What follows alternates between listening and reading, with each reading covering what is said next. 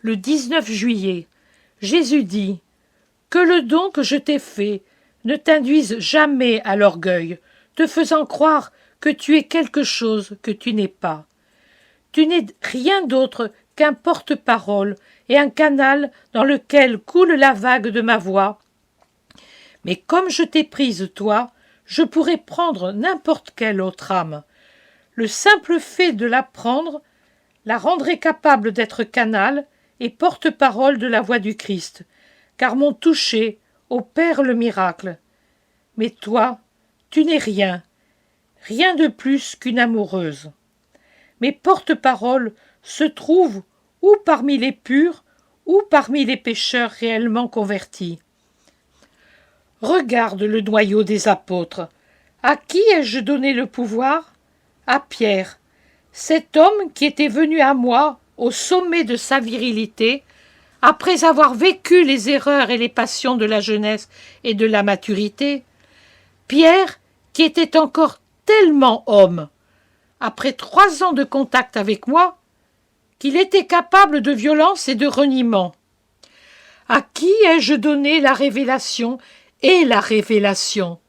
À Jean, à cette chair qui jamais ne connut de femme et qui était prêtre avant même de l'être. Il était pur et amoureux.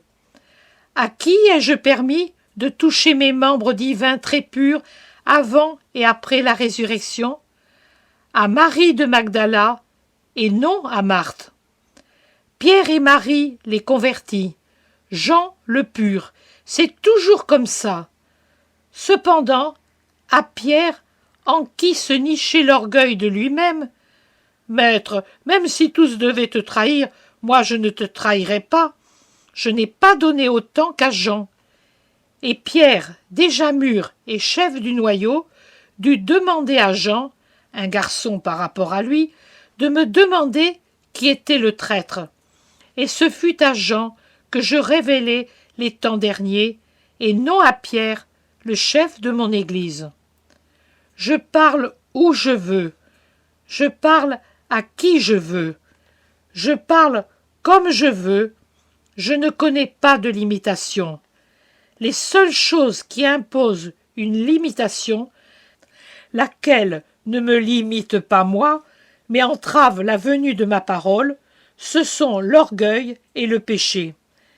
Voilà pourquoi ma parole, qui devrait se répandre des profondeurs du ciel sur toute la création et former tous les cœurs marqués de mon signe, trouve si peu de canaux dans toutes les catégories. Le monde, catholique, chrétien ou d'une autre foi, est mu par 2 moteurs, l'orgueil et le péché. Comment ma parole peut-elle entrer dans ce mécanisme aride? Elle en serait broyée et offensée.